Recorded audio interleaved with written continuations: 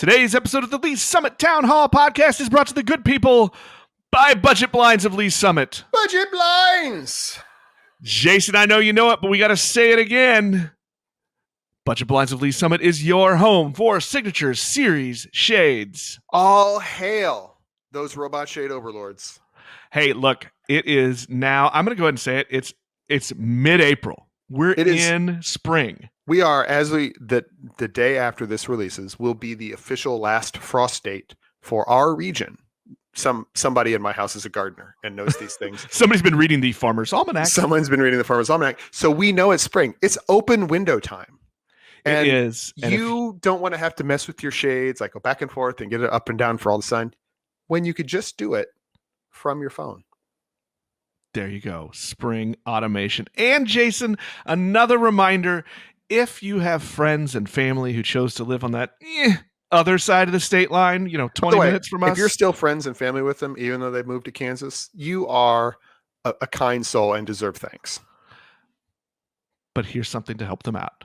A new Budget Blind storefront will be opening in Overland Park next month. So coming in May, you've got the ultimate Budget Blinds of Lee Summit, and then you've got their partner store, Budget Blinds in Overland Park. So if you are ready to make your home a smart home, go visit our friends at Budget Blinds of Lee Summit right in the heart of downtown. Tell them Jason Nick sent you.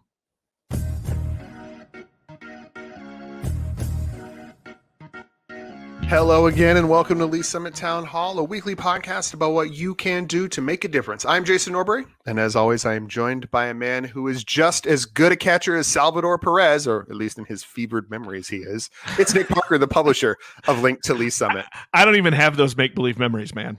Did you ever, I'm sure you must have closed out some game in high school as a catcher, taking a ground ball off your chest protector, or a pitch off the ground, off your chest protector, off the batter, picked it up, whipped it to third, and picked a guy off to end a game. That has happened to you at least twice, right? I made a couple of game-ending outs in my youth, but never anything as awesome as that play from our I'm fairly sure I've made some game-ending outs, but it's usually while hitting.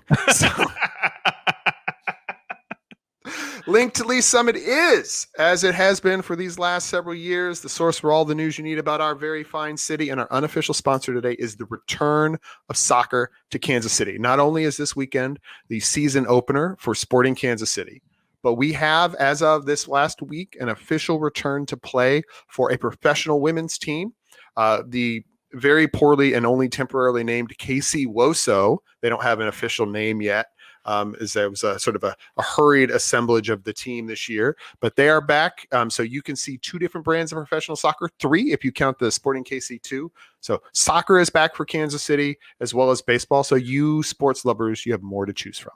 There we go. Hey, and you said Link to Lee Summit, the source for local news. We just posted, this is Wednesday morning, we just posted some news on the site. Jason, the performing arts space, the downtown market space, development, hold on, the Market Plaza development. Can I call it what we've been calling it for 5 years or more? We're gonna put it out there now. No.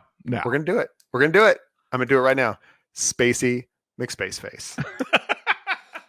That's what we've been calling it for years and years and years. From a small group of downtowners. But Jason, this is exciting. A big step forward.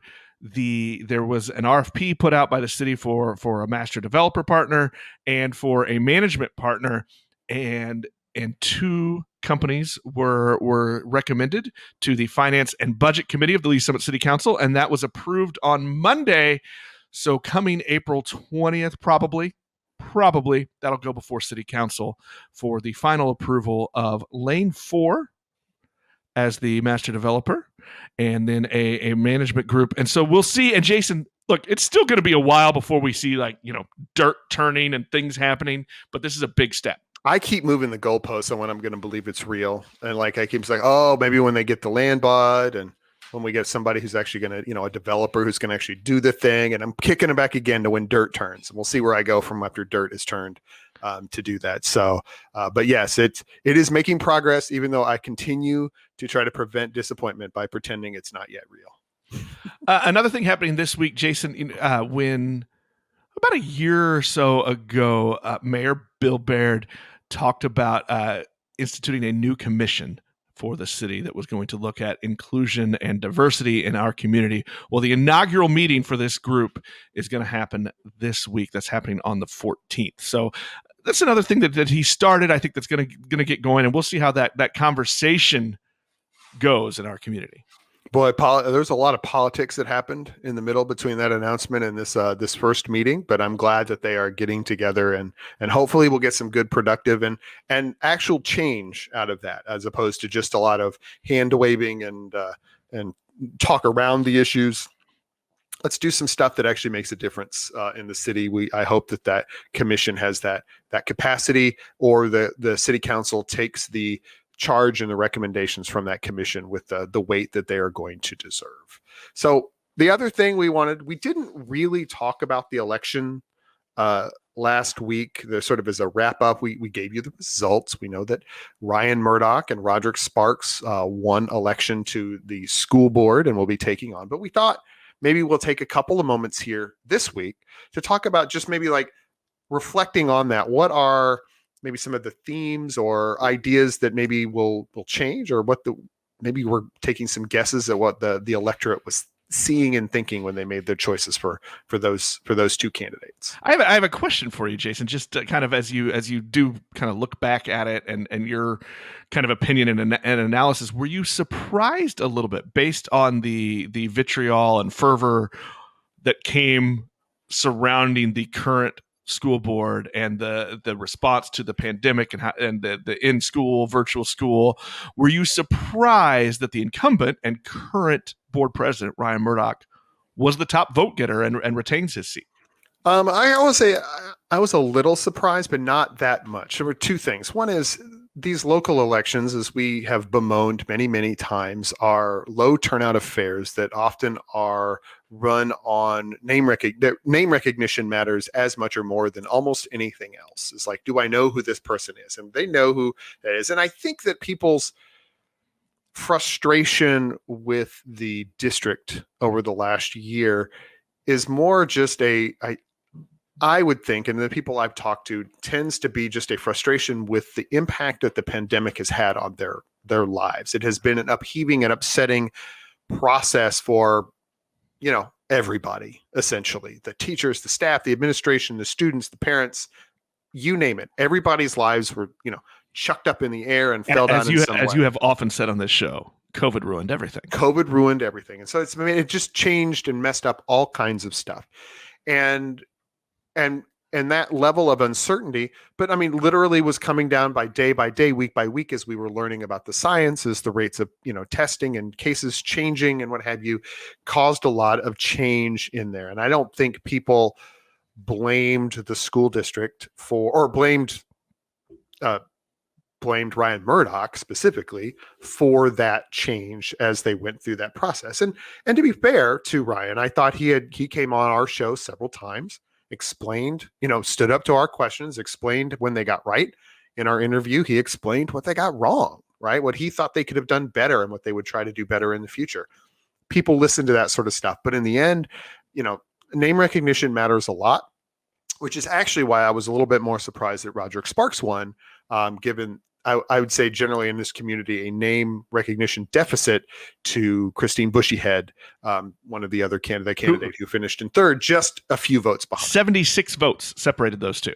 So, but I will say this, taking that, there are, I think, two things to look at from a sort of looking back at it with a little bit higher altitude lens. So one is, we now have two people of color on our school board, which is pretty close to a representative sample for what the student body looks like. The last estimates were about 25% of the student body identify as a person of color.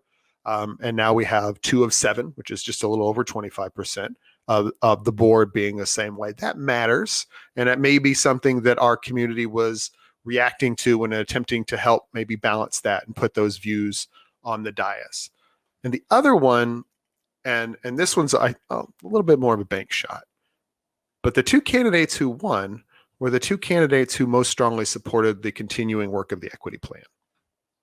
And, I think given the one candidate who left the board was not an ardent supporter of the plan from the get-go, Coming in with people who are more, being replaced by someone who is a more vocal supporter of the work should have an impact on and probably ensures that the district will continue on this path in the next year as we go forward. So those are the things I see, sort of just looking back on it and thinking about it. And those are, some of that is reading tea leaves and guesswork, not science.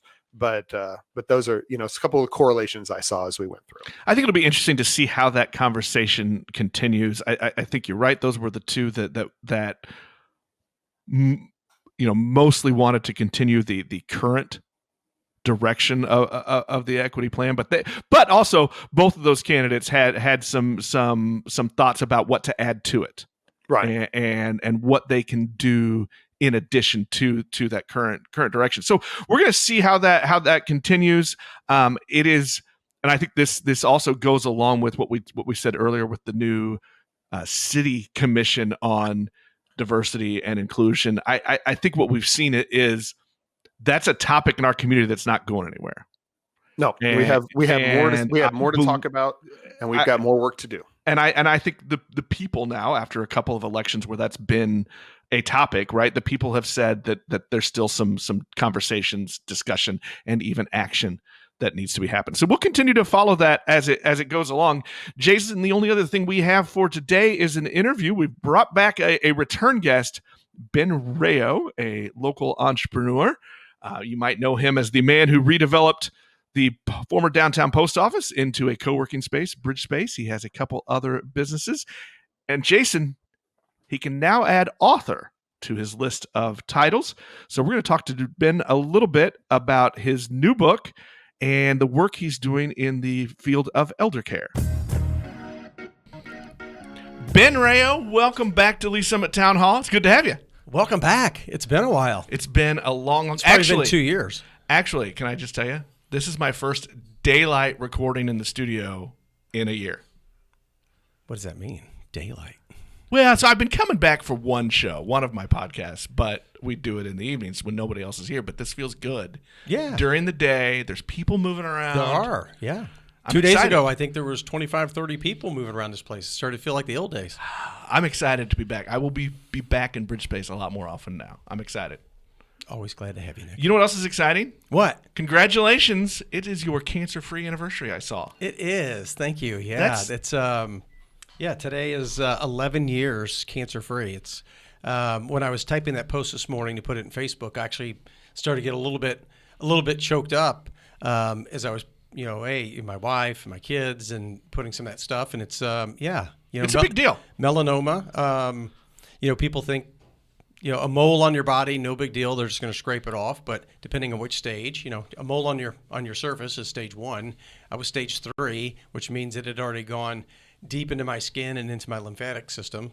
And those can move fast. So get checked, people. It did. I probably would not be here for sure because it already metastasized to my lymph nodes and had a couple surgeries. And but now I'm here and everything's good. For better or worse, you're here with us. Yeah. Well, congratulations. I think that is worth celebrating. It's worth celebrating publicly. So I wanted to make sure we did that. I appreciate that. You're also here because if I had sound effects, I'd do a drum roll. You wrote a book, Ben Rayo. I wrote a book. You're an author. I am published and Amazon bestseller in 4 different categories. Woo! How about that? That's pretty cool. So now that should be encouraging to anybody. If I can do it, anybody can. Look, if Ben Rayo can string together 6 or 7 words into one sentence with the right punctuation and no voice to text or grammatical errors. How did you write? Did you write voice to text? For some of it, I did. I did some recording and uploaded it to Rev and had it transcribed. And some of it I banged out and wrote. And it was about a 9 or 10 month process. Well, the book is. Let's start with the title. The title of your book is Paying for Long-Term Care. And this is you have moved into the elder care world over the last, can I say 2 years? Yeah, 2 years. Yeah. 2 years, probably not something you intended to do as a business owner. No. I was always around the non-for-profit space in a senior world because of my mother. She was in that space my entire life, but it was nothing I was ever really a part of. And I got involved into the senior living industry through a company that came through BridgeSpace that hired me to be a consultant for them for 2 or 3 months. They're trying to get some things organized, and yeah, that's an interesting path to me. I was thinking about that this morning as I was preparing for this, and it's we've talked about this before. You're a bit of a serial entrepreneur. You like to start things up and do new businesses, but you went from you still run BridgeSpace, but you had a member here in BridgeSpace that works in the elder care and insurance world, and this is who you were working with as a consultant. And and now you have since become a partner in that business. I have. So, and then you started up another elder care business in that world, and that really led then to the book. So walk us through kind of that process a little bit. I mean, I think everything in my entire life from a entrepreneurship perspective always builds. It always builds no matter what. I started in technology. I got into real estate investment. Then I built Community Buying Group and sold that at the end of 2017. Bought the old post office. Built, that was what a challenging project it was for BridgeSpace. It was so far over budget. It was like it almost got to the point that, oh my gosh, am I going to get through this or not? When you're $300,000 over budget, it can make a dent. I always had the vision that with BridgeSpace BridgeSpace wasn't really a project for me to build, that's where I was going to spend my time, and that was my business. I still have the real estate investment stuff. It was something to help the community, to help us, create more jobs and recycle our dollars here in our local community, and try to encourage and give resources to small businesses so that we could help them grow and incubate and move from the nest at BridgeSpace out into other spaces here in Lee Summit and create more jobs. And I knew that at some point that there would be some connection because of BridgeSpace to somebody somewhere that made sense, that it would be a good fit for me to jump in and help somebody grow a company. So when Family Solutions for Care moved in, and they had 4 or 5 employees at the time, I didn't actually recognize it. The founder of David of Family Solutions for Care said, hey, with Community Buying Group, you did this, and you had all this affiliate network you built, and you had this, and you did this, and this, and this. Those are areas where we really need help. And maybe you could help us as a coach or a consultant, and that's just kind of how it evolved. And I started to jump in and help a little bit and a little bit more, and then got really involved, and I really saw that I like this business. What we do at Family Solutions for Care is that we help families that have a senior that is transitioning into senior living. So somebody that's moving out of a home typically or home health care into assisted living, memory care, somewhere where somebody's moving in. And the adult children are 55 to 65 years old. Right. And they're helping their parent typically to move into care. And if somebody had enough forethought and bought a long-term care policy 20 years ago, they've been paying this policy year after year, and now it's time to use it. That industry was. And by the way, it's not just a decision of how to use it. I mean, that's a confusing process to get through. It really is. It's not like, and I knew nothing about it, by the way. I'm like, no, it's how's this? Why is this hard? You have an accident in your car, you just submit to the insurance company, no problem. I've been paying. You have a life insurance policy, you die. Oh, okay. The life insurance policy pays out. With long-term care insurance, you have to meet certain different they're called ADLs, and different living, daily activity living that I can't get up to go to the restroom by myself. I can't transfer out of bed. I can't. I have issue. Transport is what they call it, to be able to move around. So there's 6 of these ADLs, and these policies you have to qualify. So they have somebody come out and look to make sure you're qualifying. But the paperwork's not simple, and something happened in the long-term care insurance market. There were hundreds of companies that were selling long-term care insurance. And then all of a sudden they realized, we only thought about 20% of the people were going to use this policy, and it was more like 40 or 50. And so they realized that this product was not, from an actuarial perspective, they didn't do a good job. And so as 200 companies consolidated down into 12, and it didn't mean those benefits went away. There's things in place so right. People have protection for insurance companies, but they just started to be this big consolidation. And then there's the big companies that really wrote high quality policies, and then there was a lot of other companies that wrote policies that weren't that great. Well, I would imagine with 100 or 200 different companies, not all the policies match. So When there's you consolidate, they don't all read the same. They don't. There's about 400,000 variations of policies based on that. You take a policy and it may have 3 or 4 different types of riders on it. And each year that policy might have a couple variations. And then you do this where maybe there was 5 or 6 offerings that had riders on each. And you do this with 200 companies and you do this over 10 or 15 years. You end up with this just big hodgepodge of all these different things. They didn't have assisted living 20 years ago. They didn't call it that. It didn't exist. Right. Policies might not say assisted living, and an insurance company might say, "Oh, this doesn't qualify for assisted living." A lot of the vernacular's changed. But what this company, what Family Solutions for Care, really has the ability to do is the experience to look through all the different policies and understand the language there and align that with the level of care that they need and where they're going, and be able to be an advocate for families to help to fight the insurance companies to make sure the insurance companies pay what they're supposed to. These people Which is really what people need is that advocate part. They right? do. Somebody who knows how to fight for whatever it is that you are entitled because of your planning. I've heard stories of people that have spent more than 100 hours trying to communicate with an insurance company. Stuff's being moved to the Philippines, call centers, reduce costs, they're trying to offset losses, on this product. Making it difficult on purpose, I don't know, but it's not simple. If you fill out the paperwork wrong, they're going to say they're going to send it back and you start the cycle back over again. Even people in the senior living industry don't have a lot of expertise in doing the paperwork. At a simplicity level, yes, you have an invoice and we send it in and the insurance company pays it.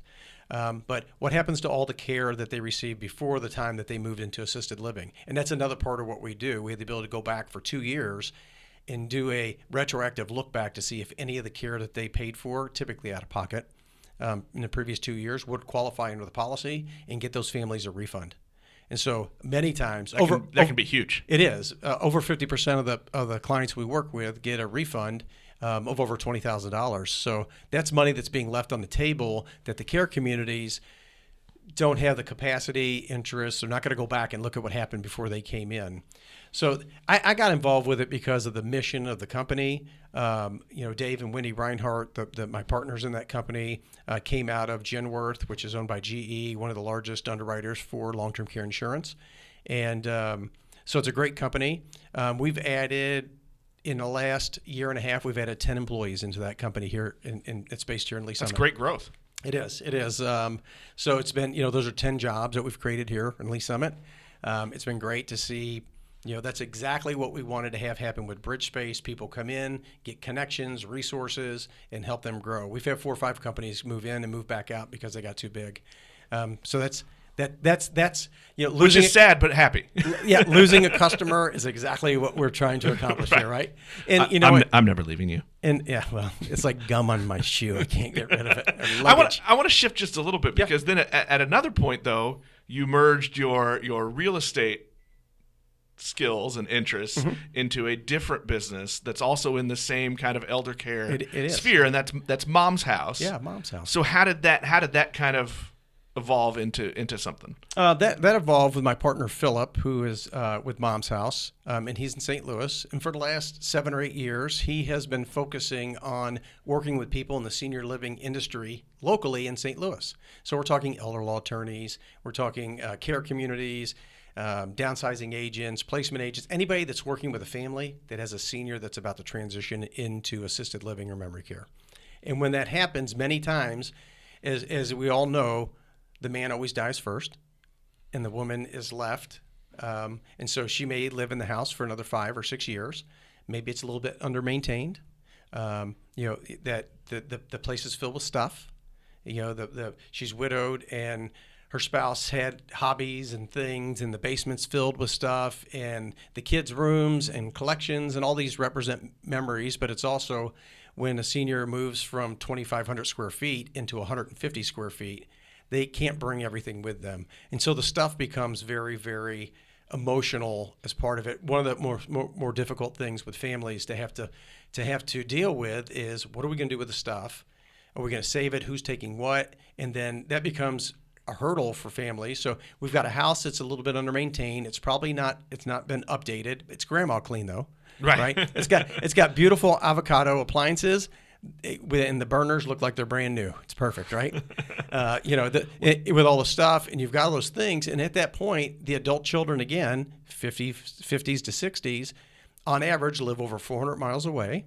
So now we have a house that we have to do something with. It's not retail ready, and we got to move mom into senior care. And the way this happens, Nick, is it's like you and I are brothers, and you get a phone call, and it says, "Hey, yeah, we're gonna discharge mom today from the hospital, but she has to go to care. She's not going home."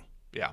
And and then you call me and you say, "Hey, mom's got to go to assisted living," and we're like, "Okay, what do we do? What do we do? So what's that mean?" You're like, "I don't know what it means." We hadn't talked about this. We hadn't planned for it. I thought mom was going to go home. And let's say that you live local and I don't, which is very common, So right. you're the one that's stuck with some of this burden because you're here locally, and so now we have to figure out where we're going to get mom placed, what kind of care she needs, where she's going to go, and typically when somebody moves into assisted living, it's probably the last 2 to 3 years of their life. You don't move into assisted living because you're healthy, right? You don't go to a nursing home or skilled nursing because you're healthy. This is just what it is. It's the last part of somebody's life typically. And so we have to figure this out, and we don't really know anything. And then we find out how much it's going to cost.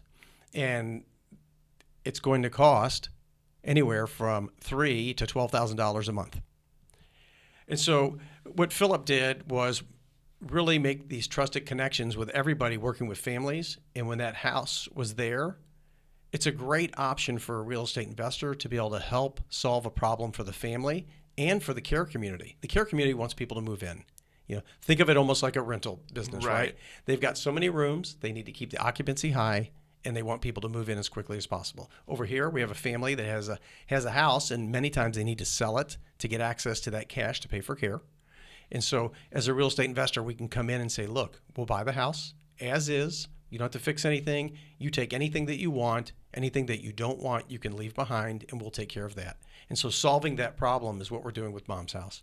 We're training real estate investment people all over the country, not agents, but people that are buying and flipping houses or holding or wholesaling. We're teaching them how to engage with the senior living industry in the right way with sensitivity. And so we do that through a 3-day certification course that's about 30 hours that we teach them how to engage with senior market, what not to say, where to meet them, what they need help with, what the personas are, what the emotional crisis, it's called crisis mode that the family's going through. Right, and to be clear, this is not, Mom's House is not the investment company. This is, you are training other investors. We're an educational company. To be in that field. That's right. And so we do that all over the country. And so we have people that are certified in different markets, and they become certified after they go through a 3-day class. And then we also work with the senior living industry at a national level where we're developing relationships nationally, regionally, locally with people that are referring families to Mom's House, and we're making sure they get connected to somebody that's been through our training that we know that we can trust is going to take care of the family. What's the response been like? I mean, creating a certification that didn't exist. And in another podcast, where in the beer world, we've talked to some people who are doing this kind of thing. How that's hard to create and give value to a certification that hasn't existed before. What's that been like? It's actually been really well received. Philip's been doing it for a long time.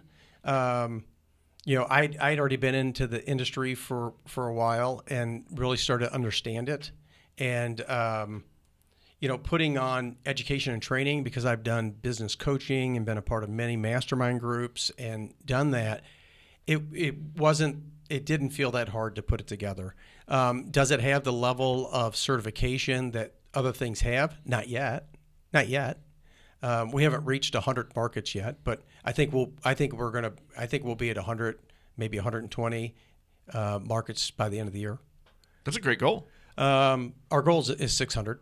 Wow. We think 600 will have the right coverage. And it may move faster. I mean, things have really picked up in the last 30 days with that. People are starting to understand it more. I'm on a lot of podcasts talking about the senior living industry and talking about that, mostly about just what families are going through. I went through I went through the challenges with my stepfather 6-7 years ago, where he got sick at home, and so we had to find a home health care company to come in and take care of him. And then he got worse, and he was kind of a large man, and so we had to get a larger home health care person to help to transport him, get him out of bed, and the small woman that was more of a, a nurse and companion wasn't going to work. And then we just realized he's got to go into assisted living. And then so it's like, how do you research that? How do you pay for it? What's going on? What do we do? What are we looking for? I knew nothing. And there's a lot of pressure in those decisions, and you feel like you have to move fast. You feel like you have to move fast. You feel guilt. I don't want to make a mistake. How are we going to pay for it? I have no idea what resources he had. I didn't know anything about his banking. I didn't know anything about any assets he had besides I knew he had a house. He had a car, he had a house. Found out later that he had a few stocks, that he had a small life insurance policy, had some cash in the freezer, some on the mattress. So then we started to look to see how do you qualify for Medicaid? You have to be poor. So you have to do what's called... And there's a spend down. There's a spend down. And so you have to spend all of your assets so then you can qualify for Medicaid, so then you can rely on the government for the rest of your life. And so I didn't know anything about any of that. And he was only in assisted living for about 12 months, maybe not even that long. It may have been more like 8. And then we brought him home for hospice, and within a week after he came home, he passed. And so I went through that whole process, not knowing what I was going through, until I got involved with Family Solutions for Care in Mom's house and really started to understand that whole process. And just looking at those is what inspired me to say, I have to help families. I'm going to write a book. Who am I to write a book? Right? I'm going to write a book to make it easy to understand so people have a framework that they can work through. And so in the book, I've created a framework that families can follow that make it a lot easier, so there's less confusion and stress on how to evaluate what level of care that you need, how to define all the assets. And once you do those two things first, then you get to the part of, okay, what are my options to pay for care? Is there VA aid and attendance? Is it Medicaid? Is it a life insurance policy with a long-term care rider? Is it HSA? Is it savings, retirement, stocks, private pays type stuff? Do I need to sell the house? Do I have a long-term care insurance policy? All of these things. Well, even just listing those decisions is helpful, right? Like these are things I have to decide, because really when it's happening, you're just staring wide-eyed, hoping you catch everything. And when we talk about the demographic or where we are right now, and we're just kind of on the front end of the silver tsunami, right? Right. And those people... Which, by the way, my 70-something mother doesn't like it when I use that phrase. Yeah, I know. Sometimes it is looked at negatively. I think it's a good analogy, but it's maybe a little insensitive that this group of seniors that are coming on from baby boomers, that this is a negative thing. It's going to wipe us out. But we do need to be aware that it's going to put pressure on our care system, caretakers, number of beds. Are we going to age in place? How are we going to pay for this? These are all things that we're going to feel pressure as a country just because of the number of seniors that are coming our way, over the next 30 years. Right. By 2050, the largest population segment is going to be over 65.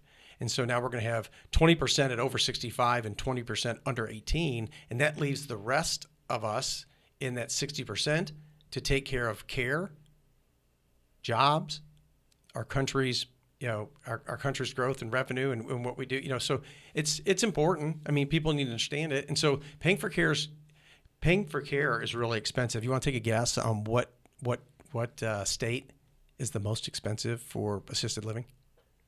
Well, logic tells me I'm going to guess Florida, just because that's where everybody retires. But but I'm betting I'm wrong. You're not even close. Yeah, it's Alaska. And I read something recently that is that just physical distance from the. It's probably from the grid of care. I don't know what it is. I think it's probably everything costs more in Alaska because it's probably proximity, right? Less resources. It's $300,000 a year. Woo. DC is expensive as well. What are we talking here in the Midwest? We're right in the middle of the country. I think so it depends on level of care. So Right. you've got two types. You've got two directions here. You got private pay, which means people plan and have money. So that's long-term care insurance. I have assets, I have resources. I can pay privately. Or on the other side is going to be Medicaid, VA aid and attendance. Now you can mix VA aid and attendance with some different things. So I don't want to go too deep, but in the book, I lay that out so people understand what the different options are to pay. So now that you know what assets you have, you understand what you can afford and what your options would be. And then we talk in terms of the next one is kind of getting the family all on the same page and understanding how to kind of go through this process and what we do as family members together and working towards the same goal and making sure we're involving the senior in this, not treating them like a child. And then in the last part, I really start to talk about, I'm really encouraged by the technology that I see coming on and into the senior space, just from things where, companionship or monitoring systems or different things that can help us. Aging in place is probably going to be one of our big solutions to how we're going to. I read recently that that some trends are showing maybe a return to the multi-generational living, which is something that we've as a culture have gone away from the last couple generations, but that may be trending back to where, Ben, your parents come live with you. Well, I am thankful to say that my mother was a planner, and because she was in the industry, she has a beautiful, beautiful long-term care insurance policy. But I'll give you an idea of what's going on there. So she's got a really, really nice policy. I mean, really high end. It's like $12,000 a month. I'm like, yeah, Mom! Way to go, you Mom! Go, girl! Right? And then there's my dad over here, right? The thing that's interesting is about a year ago, she called me and said, hey, my policy is going from, and she's 70, she was going from 73, she's 73, 72, 73, somewhere in there. She was having a birthday and policy was coming up for renewal, and it went from $3,200 to $4,800. Doesn't sound like that much, but that's a significant increase. Hey, your policy is going up $1,600 a year. Mm-hmm. And that's what's happening. So either people are having to take options to say, okay, I'm gonna pull my policy back and have less coverage, or people are dropping their policies, or they can't keep up with it, or they're taking off different riders and different things to help reduce the cost of that. Because a lot of people are on budget. Right. And those are hard decisions to make. They are. What's as you went through the writing process, what are maybe some things that you learned, like new things that it led you to? I think it the framework of really laying out what I thought the right framework would be was not something that I had dialed in yet until I really got into this pretty deep. And then I also worked with quite a few senior living industry experts all over the country. Some of them reviewed the book when I got the manuscript done and say, hey, inaccuracies, what's going on here? Do you have ideas? And through just that collaborative process, we started to put together, like, let's give somebody a roadmap. Let's give somebody a real guide on here's first step, second step, third step, fourth step, what to do. How hard was that? Because I'm going to assume that there really isn't a one plan fits all. There's not, but there's some general, and what I talked about before. It's like you don't go straight to Google and type in, I'm looking for assisted living. Wait, that's not the answer? Well, it's not, and it's not the answer for a couple of reasons. One is, you don't know what you need yet, and you don't know what you can afford yet. So, like I said, there's private pay, and then you could have something that's more of a Medicaid type of a community. So, and there's different levels. I mean, there's private pay communities that are $10,000, $15,000 a month, high end, beautiful chandeliers, great amenities. I just did a small little hour documentary of a care community here in Kansas City that we're using for education and training. And we walk through all the different areas of that. So there's a continuum of care where you've got like independent living, and there may be cottages or apartments. Then shifting from that into assisted living. There's also a separate building that was memory care. You want to second guess, kind of like thinking about your life. Go through a memory care unit to where there's locks on the elevator and right. locks on the door and wristbands for tracking because people might walk away. So it's like, wow, it really hits home. But this was a beautiful, beautiful community. It's like I would live here. I went in and talked to the people in the kitchen and with activities director and the executive director is giving me the tour, and we pop in. I talked to 4 or 5 different residents along the way. They have a little bistro. It was closed because of COVID. But there's people in activity, and met the most wonderful woman that was in her 90s, and we had a great conversation. She'd been there for 3 or 4 years. And she said, "Yeah, I've been here 3 years. Oh, my son's in Colorado, my daughter's in Virginia, and I still have my house."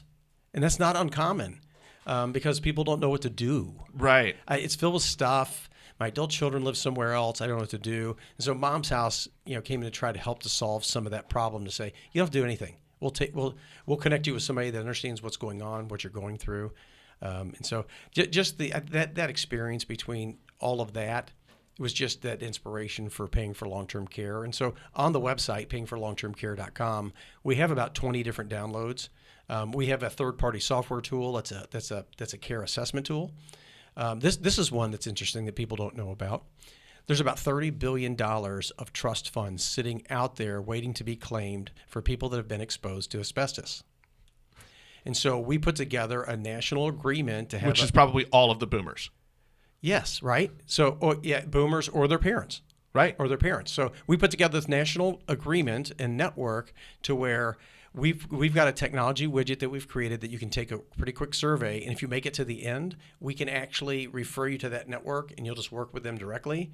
But they can help you to go grab some of that money that could be available to help you to pay for care. And so that money's there, and people don't realize that it's going to go away in about 7 years. Wow. Asbestos takes 30, 40 years manifest itself, right? So these companies that had products or services or had asbestos exposure to employees, workers. I talk about a story on the website that is it's about a stay-home mom that washed her clothes for her husband for 30 years, and then she developed lung cancer. And this is a true story. And she developed lung cancer because of the exposure on her husband's clothing. Wow. And you would never think of that because, I was never exposed to it, right?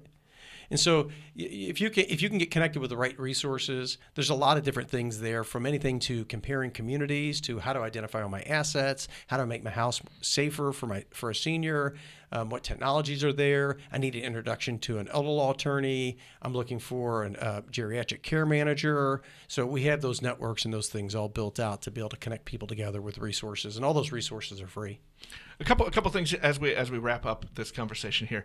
One, I asked you earlier what you learned, but what is something you hope other people can learn and take from this research that you've done and the work you've done? What is it that we need to know as our parents' generation hit this point in their lives? Yeah, I think people need to understand this is coming, whether you like it or not. 70% of us are going to need some kind of care if we make it to 65, right? So 70%. You're going to be part of senior living, whether you like it or not. So the best thing you can do is now is a time to prepare. And it's not an exciting topic, and it's not sexy, and nobody wants to say, "Hey, Dad, at some point you're going to pass away. Let's fill out this sheet that just helps me identify what all your different assets are, and we'll save this up into the cloud, or we'll put it in a file cabinet, or we'll do something with it so then we know that we have that available." So those are some of the different tools in the book. This book is for anybody that has a family member that's 50 years or older.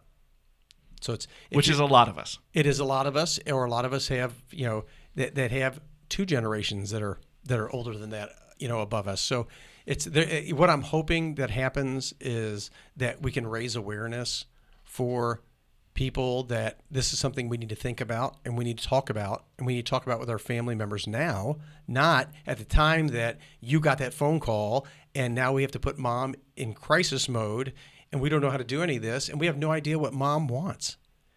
Filling out different things about what your interests are and what you like and what you want to do and what your wishes are, take all the stress off of our downstream siblings or spouses to have to make decisions that we might carry guilt or feel stress over.